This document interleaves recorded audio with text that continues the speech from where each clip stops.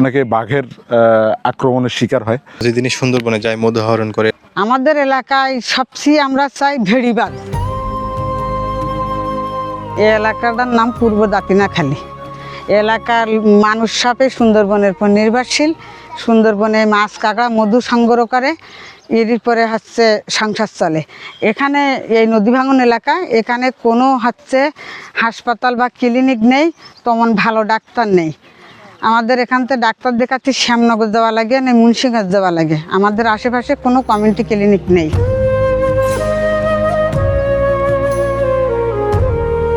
আমি এই মুহূর্তে অবস্থান করছি সাতক্ষীরা জেলার শ্যামনগর উপজেলার একেবারে প্রত্যন্ত অঞ্চলে। আমার পাশেই সুন্দরবন, আর এই পাশেই যে বাড়িগুলো দেখছেন সেগুলো কিন্তু এই বাড়ির যত গৃহিণী রয়েছে বা এই বাড়িতে যারা কাজ করে থাকেন বা এই বাড়ির মুরব্বী যা বলা অভিভাবক বলা হয়, তারা কিন্তু সবাই এই সুন্দরবনের উপরে নির্ভরশীল। আর সবচেয়ে দুঃখের বিষয়, এই মানুষগুলো কিন্তু খুবই ঝড় জলোচ্ছ্বাস বন্যার মধ্য দিয়ে জীবনযাপন করে থাকে।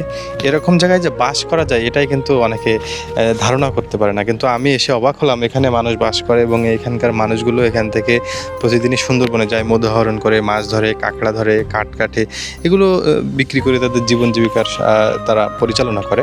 তার চেয়ে অবাক করার বিষয় হচ্ছে এখানে চিকিৎসা বা সুপ্রিয় খাবার পানির খুবই সংকট।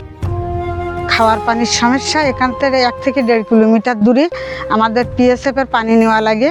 তা সেখানে যে লাইনে দাঁড়িয়ে থাকে, লাইনে দাঁড়িয়ে তাই দীর্ঘ 2-3 ঘন্টা ধরে এই পানিটা আমাদের 1 কলস করে পানি নেওয়া লাগে। আমাদের প্রধান কাজ হলো বন্যজীবী, সবাই কম বেশি সবাই বনের সাথে সম্পৃক্ত। এর মধ্যে অনেকে আছে কাঁকড়া ধরতে যায়, অনেকে আছে মাছ ধরতে যায়।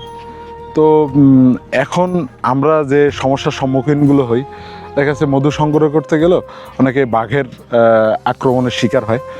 এরপরে কাঁকড়া আহরণ করতে যায়, তারাও বাঘের আক্রমণের শিকার হয়। এবং হচ্ছে সবথেকে বড় যে সমস্যাটা এখন ফেস করতেছে আমাদের এলাকার মানুষ, সেটা হচ্ছে বনদস্যু। এই বনদস্যুর কারণে আপনার সবাই দেখা যাচ্ছে আপনার পাস পারমিট করে সুন্দরবনে যাইতে তাদের অনেক টাকা খরচা হয়। তো এই খরচা করার পরও যখন তারা যে ডাকাতের হাতে জিম্মি হয়, দেখা যাচ্ছে এই এই কোস্টাল এরিয়ার এই মানুষগুলোর সবারই কম বেশি আপনার এনজিও থেকে লোন টোন করা থাকে, যে নৌকা টোকা বানানোর জন্য বা তাদের যে সরঞ্জামাদি লাগে সেগুলো ক্রয়ের জন্য। তো যখন ওই জলদস্যুর হাতে আপনার জিম্মি হয়, তখন দেখা যাচ্ছে তারা আরও ঋণগ্রস্ত হয়, জীবন জীবিকা দুর্বিষহ হয়ে ওঠে। এখানকার বাচ্চাদের লেখাপড়া, আমাদের পাশে প্রাইমারি স্কুল আছে, মাদ্রাসা আছে।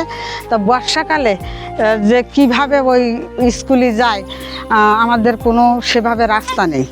মানে এই যে কাঁচা রাস্তা, তারপরে যাচ্ছে ঘেরের রাস্তাতে যদি যায়, প্রায় প্রত্যেকে বর্ষাকালে ঘেরা দেয়।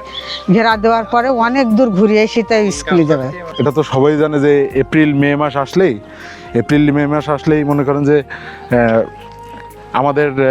আমরা বিভিন্ন ঘূর্ণিঝড়ের কবলে পড়ে থাকি। উপকূল এলাকায় বিভিন্ন ধরনের ঘূর্ণিঝড় আঘাত হানে। তো এই ঘূর্ণিঝড়গুলোর মধ্যে এই এলাকার মানুষ দেখা যাচ্ছে প্লাবিত হইলে, তখন এমনি তো মানুষ যে যখন এই বন থেকে মধু আহরণ করতে যায়, যদি মধু ঠিকঠাক না পায়, কাঁকড়া আহরণ করতে যেয়ে ডাকাতের শিকার হচ্ছে, অপহরণের শিকার হচ্ছে। তারপরে আপনার যারা মাছ ধরতে যায়, অনেকে দেখা যাচ্ছে মাছ পায় না, এই ঋণগ্রস্ত অবস্থা। এরপরে জলোচ্ছ্বাসে মানে এই কোস্টাল এরিয়ার মানুষের জনজীবন খুবই বিপন্ন একটা অবস্থায় আছে। আমাদের এলাকায় সবচেয়ে আমরা চাই ভেড়িবাঁধ, মানে টেকসই একটা ভেড়িবাঁধ যদি হয়। আর ভেড়িবাঁধ হলে আমরা মনে হয় যে ভাঙন থেকে রক্ষা পাই। আমাদের বারবার দুর্যোগের সময় আমাদের যখন এই ভেড়িবাঁধ ভেঙে যায়, তখন আমাদের ভিতরে যখন হচ্ছে এই লবণ পানি ঢুকে যায়, তখন আমাদের ঘর বাড়ি ভেঙে যায়। আমাদের যে কাজ করি, আমরা যে সবজি চাষ করি, খাবার পানি মানে ব্যবহারী পানি আমাদের কিছুই থাকে না। তো সর্বপ্রথম আমাদের টেকসই ভেড়িবাঁধ, তারপরে আমাদের খাওয়ার পানির ব্যবস্থা। তো নানা রকম বিষয় কিন্তু এখানে আমি তুলে আনার চেষ্টা করেছি। তো সবচেয়ে অবাক হয়েছি যে স্বাধীনতার পরে বাংলাদেশ এগিয়েছে, কিন্তু এই অঞ্চলের মানুষের ভাগ্যের খুব একটা পরিবর্তন ঘটেনি। যেহেতু নতুন সরকার এসেছে, আশা করি তারা এই সকল উপকূলীয় মানুষের কথা ভাববে।